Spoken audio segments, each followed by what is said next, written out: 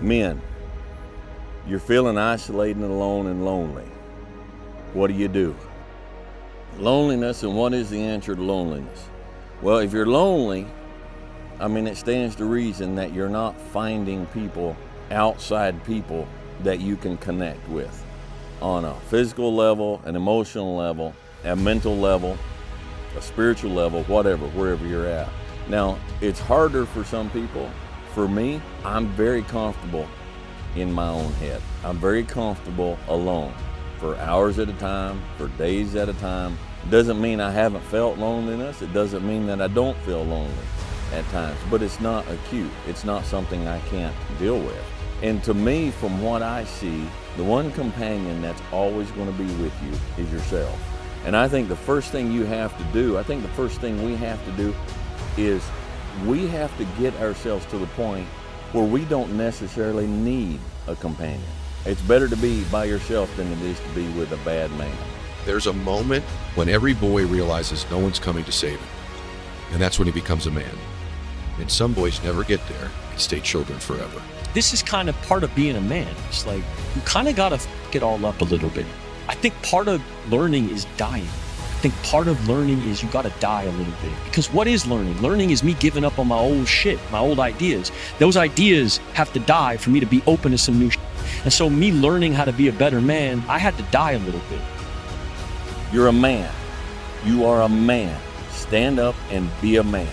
Make the hard decisions, make the sacrifices, make the unpopular decisions, and become comfortable in your own skin. And if you are not a person that you are comfortable being alone with, that is the one person in this universe that you have full power, full right, full responsibility to change. Lazy people do a little work and think they should be winning, but winners work as hard as possible and still worry if they're being lazy. There's nobody coming. There's nobody coming to save you. There's nobody coming to help you. A knight in shining armor isn't going to ride in and save you. You are the only one that's going to be able to save you. And all this time, you point your finger and you say, I can't do that because I was born here. Or I can't do that because I have this issue. Or I can't do that because they made fun of me. And you know what's going to happen? Nothing. You're going to get more of the same. You're going to get laughed at more. You're going to be ashamed more. You're going to be frustrated more. And you're going to really regret at the end of your life that you put off taking responsibility for yourself and building yourself into what could be. And when we look around at the world and we look at all the problems and we look at all the chaos, we have to take responsibility for ourselves for creating it. You're not living the best life that you want to live. You're not the person you want to be.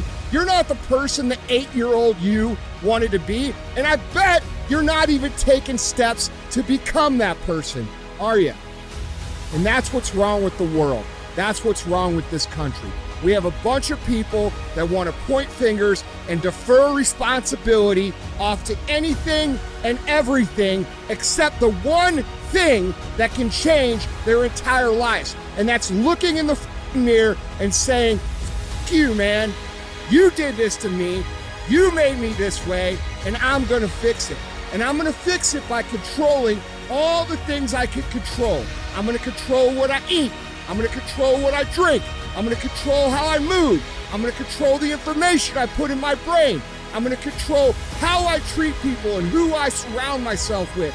And if you control those things, you are now in the driver's seat to create what it is you've always known that you were here to create. Because you always do know what you're here to create. It's that little version of yourself that hides deep inside your heart that you are so afraid to even talk about because you're afraid the people around you are gonna laugh. Well, guess what, motherfucker? They're gonna laugh. And they're gonna laugh more if you don't do anything.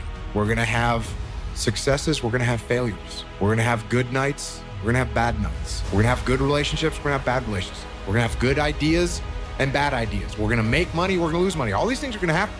You have a project that's due at work that you don't feel like working on right now. Doesn't matter that you don't feel like working on it right now. You impose discipline on the situation and you do what you're supposed to do. You have a exercise, you need to work out this morning. You haven't worked out yet. You wake up in the morning, you need to go work out. You don't feel like working out. It doesn't matter. It doesn't matter that you don't feel like working out. It doesn't matter. It's not part of the calculation. Discipline overrides that. Discipline trumps your feelings. And that is what you need to apply as a person, as a normal human being, no matter what you're doing in your life. You need to let discipline be your guide, not how you feel. That's what we need to do. And if you do that, you're going to end up with freedom. You're going to end up with freedom across the board. Discipline equals freedom. That's what I have been saying for a long time. It is 100% factually true. If you allow your feelings to dictate what you do, you will end up being a slave to your feelings at a minimum. But if you utilize discipline in your life, you will end up with the ultimate freedom in everything that you do. Through discipline, through self-discipline, through repetition, through tons of repetition of the same thing that you don't want to do, that's the key thing. Through repetition of things you don't want to do, you develop mental armor for your mind. Start to armor your mind, because your mind's like, okay, we suffer every day. That's what we do. We do stuff that sucks every day, so then when the stuff comes, you're ready for it. And that's how it started coming up. I just started being very uncomfortable, and now it's like just a way of life. If you have self-discipline, if you have the discipline to save your money and work hard and invest your money properly, if you have the discipline to manage your time correctly and not waste a bunch of time, if you have the discipline to exercise and eat healthy, you will end up with freedom. And I know it's a counterintuitive, it's contrarian, but I've seen this over and over and over again. If you want freedom in your life, you have to have discipline. Go spend $12 at the hardware store and hang up a pull-up bar in your room and start doing pull-ups. And if you can't do one pull-up, hang on that bar. And you're gonna start to get a little bit stronger. You're gonna start to get a little bit healthier. You're gonna start to get more focused. You're gonna start to become more resilient. And you're gonna start to be able to do a pull-up. And you're gonna start to eat healthy all the time. And you're gonna start to understand the world better. And you're gonna start to progress in every aspect of your life. And you'll see that if you have that kind of discipline right now, you're gonna end up with freedom.